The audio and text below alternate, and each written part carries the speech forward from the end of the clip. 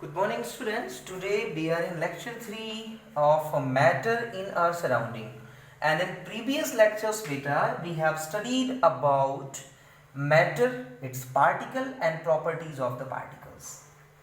बेटे उन पार्टिकल्स की प्रॉपर्टीज के बेसिस पे हमने मैटर को क्लासिफाई किया और आज हम मैटर के क्लासिफिकेशन के बारे में ही सीख रहे हैं, ठीक है। लेकिन मैटर के क्लासिफिकेशन के पहले बेटा डेफिनेटली आपने एनसीईआरटी क्वेश्चंस किए होंगे और हमने जितनी चीज़ें अभी तक पढ़ा उनमें से आपके बहुत सारे एनसीईआरटी क्वेश्चंस हो जाएंगे, जैसे one of the question that you are getting on that page only, जहां पर आपने प्रॉपर्टीज सीखा है कि it is easier to smell hot sizzling food from several metres away but to smell cold food we have to go closer, है ना। क्यों होता है ऐसा? बिकॉज हॉट आपने क्या सीखा था लास्ट टाइम कि अगर टेम्परेचर किसी पार्टिकल का ज़्यादा है, किसी भी सब्सटेंस के का टेम्परेचर हाई है, तो उस केस में जो पार्टिकल्स होते हैं उनका मूवमेंट फास्ट होता है ना।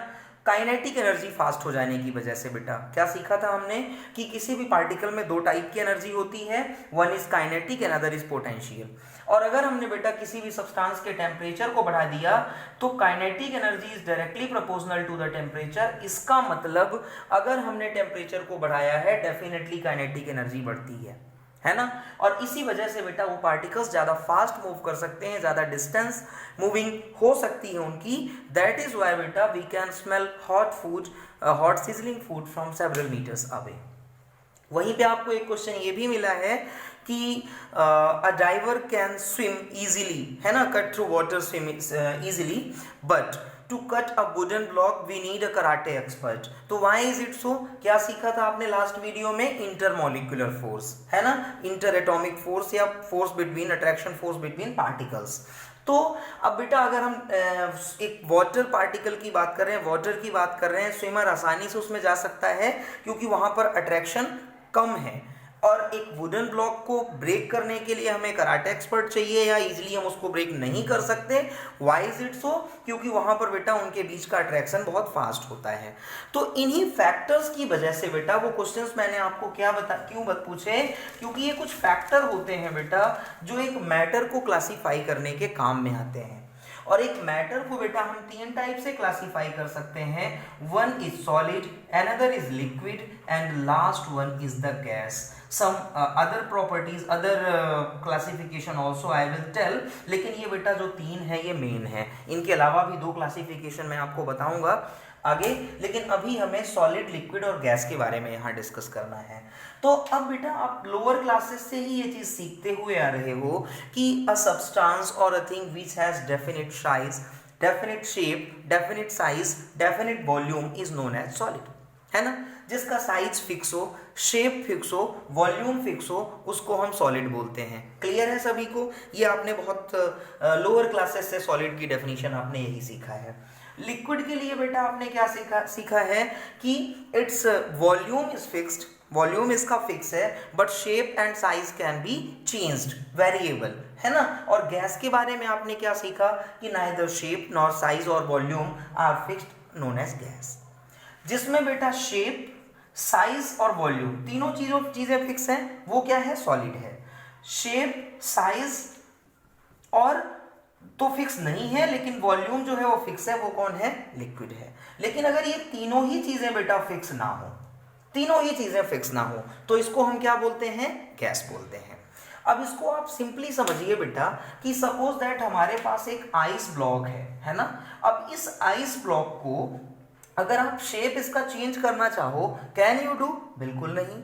लेकिन इसी आइस से जितना वाटर बना बेटा, जितना वाटर इस आइस से बना, है ना, उतने वाटर को आपने किसी कंटेनर में रख लिया, ठीक है। सपोज दैट इस कंटेनर में आपने ये वाटर रख लिया, इसके बाद आपने इसको ग्लास में पॉर कर दिया।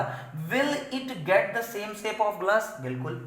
ये जो अभी आपके पास ये जो कंटेनर था, इससे आपने पानी ग्लास में डाल दिया, अगर दोनों का वॉल्यूम कोरिलेट है, वॉल्यूम कोरिलेट कर रहा है, मतलब जितना इस कंटेनर का वॉल्यूम था उतने वॉल्यूम की चीजें इस ग्लास में आ सकती हैं, तो definitely that water will get the shape of glass, है ना। ये ग्लास का शेप ले लेगा। आपने इसको एक बाउल में रख दिया, बाउल का शेप ले लेगा। तो शेप तो इसका फिक्स हो नहीं सकता। अब शेप फिक्स नहीं बेटा तो साइज फिक्स नहीं, है ना। लेकिन वॉल्यूम बेटा, अगर सपोज दैट यहाँ पर आपने 20 ml वाटर ले रखा था और इस 20 के 20 ml को आपने इस ग्लास में डाला है, तो गिलास में डालने के बाद क्या ये 20 ml नहीं रहेगा? बिल्कुल एग्जैक्टली 20 ml ही रहेगा, है ना। तो इसके वॉल्यूम को आप चेंज नहीं कर सकते। लेकिन बेटा जब हम बात गैसेस की करते हैं तो बहुत सिंपल सा एग्जांपल लेते हैं। चलो हमने एक बलून के अंदर गैस को फिल कर दिया, है ना, एक बलून में हमने गैस को फिल कर दिया। Can you compress this balloon? बिल्कुल। Can you change the shape of this volume? Definitely. तो ना तो बेटा इसका शेप फिक्स रहा, ना साइज फिक्स रहा, और जब कंप्रेस कर सकते हो तो वॉल्यूम भी फिक्स नहीं रहा, है ना। तो इसीलिए बेटा आपने इसको क्या नाम दे दिया? गैस नाम दे दिया। तो solid liquid gas in a glance आपको क्लियर हो चुका है। लेकिन बेटा सबसे बड़ी बात, एक सॉलिड को बनाने के पीछे, लिक्विड और गैस को बनाने के पीछे कुछ फैक्टर्स रिस्पॉन्सिबल होते हैं, है ना। जैसे उनमें सबसे पहला फैक्टर आता है बेटा, दैट इज इंटरमॉलिक्यूलर डिस्टेंस। अब लास्ट क्लास में हमने सीखा था बेटा, ये इंटरमॉलिक्यूलर या इंटर पार्टिकल डिस्टेंस के बारे में हमने सीखा था। क्या होता है ये कि distance between two particles is known as intermolecular distance, है ना। अब मान लो बेटा हम जिस सब्सटेंस की बात कर रहे हैं वो सॉलिड है, तो हमारा मानना ये है कि एक सॉलिड में जो पार्टिकल्स होते हैं, सॉलिड को बनाने वाले जो कॉन्स्टिट्यूएंट पार्टिकल्स हैं, उनके बीच की डिस्टेंस बेटा बहुत कम होती है। एक सॉलिड को बनाने वाले पार्टिकल्स की डिस्टेंस बहुत कम होती है ना। और पार्टिकल्स की डिस्टेंस कम होना यानी हम कह सकते हैं कि इंटरमॉलिक्यूलर या inter particle distance between particles is very less in case of solid. ठीक है बेटा। अब सिंपल सी बात, अगर मान लो दो पार्टिकल्स के बीच की डिस्टेंस बहुत कम है, मेरी बात को समझना, मेरे हाथ में ये मार्कर है और इस मार्कर को हम सॉलिड में क्लासीफाई कर रहे हैं। सबसे बड़ी वजह क्या है कि इस मार्कर को बनाने वाले जो सॉलिड्स हैं वो आपस में बहुत क्लोजली पैक्ड है, बहुत पास पास है ना। तो जब ये पास पास हैं तो इसका मतलब बेटा इनके बीच में अट्रैक्शन भी बहुत स्ट्रांग होगा। अगर पार्टिकल्स पास पास हैं तो इनके बीच में अट्रैक्शन भी बहुत स्ट्रांग होगा। अट्रैक्शन स्ट्रांग है, that is why these particles are closer to each other, है ना। अगर ये पार्टिकल्स आपस में क्लोज है, पास पास हैं, तो उसके पीछे वजह यही है कि उनके बीच का अट्रैक्शन बहुत स्ट्रांग है। तो बेटा इंटर पार्टिकल या particle attraction in case of solid is very strong, है ना। डिस्टेंस बहुत कम होती है और जो डिस्टेंस होती है बेटा इनके पार्टिकल्स के बीच की, वो डिस्टेंस तो बहुत कम होती है और जो अट्रैक्शन है बेटा वो बहुत ज़्यादा होता है। क्लियर हो गया? ठीक है बेटा। तो अब बेटा जब इनके बीच का अट्रैक्शन बहुत स्ट्रॉन्ग है तो आप इसको कंप्रेस करके, इसको और ज़्यादा इस पर प्रेशर अप्लाई करके बेटा इनके पार्टिकल्स को और क्लोज ला ही नहीं सकते। इनके बीच अगर आप सोचो कि भाई मैं इन पार्टिकल्स के बीच के अट्रैक्शन को और कम कर दूं और इनको कंप्रेस कर दूं, तो वो पास पॉसिबल ही नहीं है। क्यों पॉसिबल नहीं है? क्योंकि एटम ऑलरेडी एक दूसरे के बहुत करीब है ना।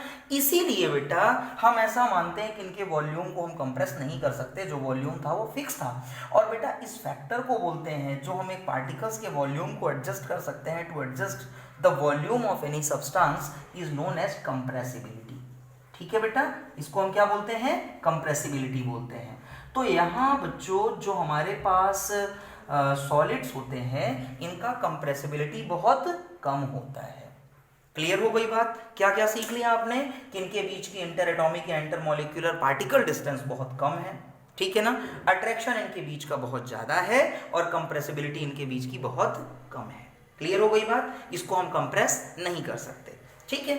अब बेटा जब कंप्रेस नहीं कर सकते, इनके पार्टिकल का अट्रैक्शन बहुत ज्यादा है, तो इनके पार्टिकल्स यहाँ से दूर भी इजीली नहीं जा सकते। इन पार्टिकल्स को मूव करना इतना आसान नहीं है। सपोज दैट मैंने ये मार्कर अपने पाम में रखा, अब मैं चाहूँ कि अपने आप मूव करके गिर जाए, ऐसा नहीं हो सकता। या तो मुझे इस प्लेन को इंक्लाइन करना पड़ेगा या फिर मुझे अलग से कोई फोर्स लगाना पड़ेगा, है ना। Without applying these two things we can't keep this marker into movement, है ना।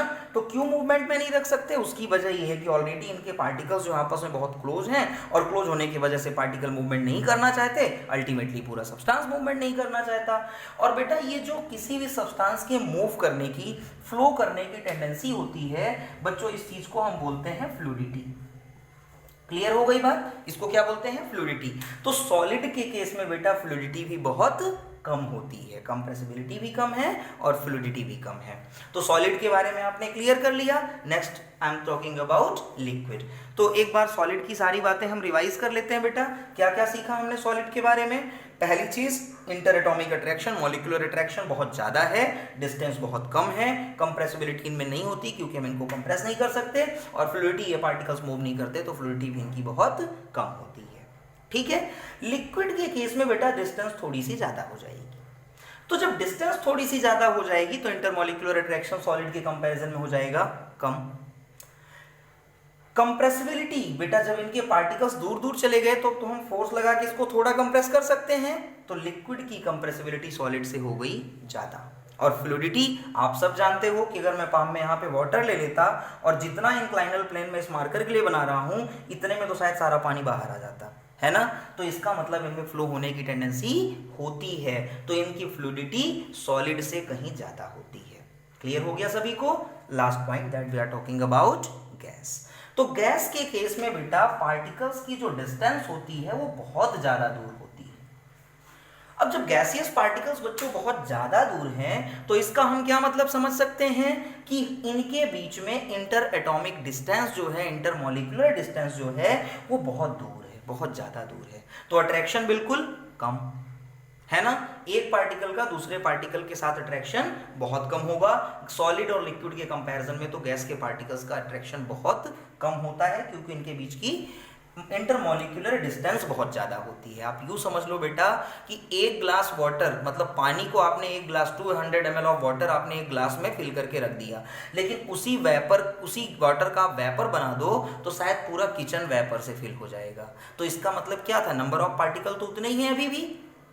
एक ग्लास में जितने वाटर के पार्टिकल थे उतने ही H2O पार्टिकल तो गैसियस फॉर्म में भी रहेंगे। लेकिन मैंने क्या बोला कि अगर उस पूरे एक ग्लास पानी को आप वेपर में कन्वर्ट कर दो तो पूरा का पूरा किचन बेटा फिल हो जाएगा। तो व्हाट डज इट मीन कि पार्टिकल उतने ही हैं लेकिन वॉल्यूम ज्यादा ले रहे हैं, तो इसका मतलब उनके बीच की डिस्टेंस बहुत ज्यादा है ना। डिस्टेंस अगर कम होती तो अभी भी एक ग्लास ही रह जाती वेपर भी। तो डिस्टेंस ज्यादा होती है बेटा, अट्रैक्शन कम होता है, और अट्रैक्शन कम हुआ, हम अगर इसको प्रेशर लगाएं, प्रेशर लगा के इसको कंप्रेस करना चाहें तो आराम से बेटा आप समझ सकते हो कि एक बड़े बलून को आप कंप्रेस करके उसका साइज थोड़ा छोटा भी कर सकते हो, है ना। तो इसकी कंप्रेसिबिलिटी बेटा लिक्विड और सॉलिड के कंपैरिजन में कहीं ज्यादा होती है। फ्लूइडिटी, गैस को तो बेटा कभी रोक ही नहीं सकते, है ना। गैस तो सपोज दैट सिंपली हम वेपर की ही बात कर लें तो विस्लिंग करते हुए कुकर की वेपर कितनी दूर दूर तक स्प्रेड हो जाती हैं, है ना। तो इनकी बेटा जो फ्लूइडिटी है यानी फ्लो होने की टेंडेंसी है वो बहुत ज्यादा है गैसेस की। क्लियर हो गया सभी को? तो ये सॉलिड लिक्विड गैस की बेटा प्रॉपर्टीज थी। आज के लिए इतना ही, मिलते हैं नेक्स्ट वीडियो में। Thank you.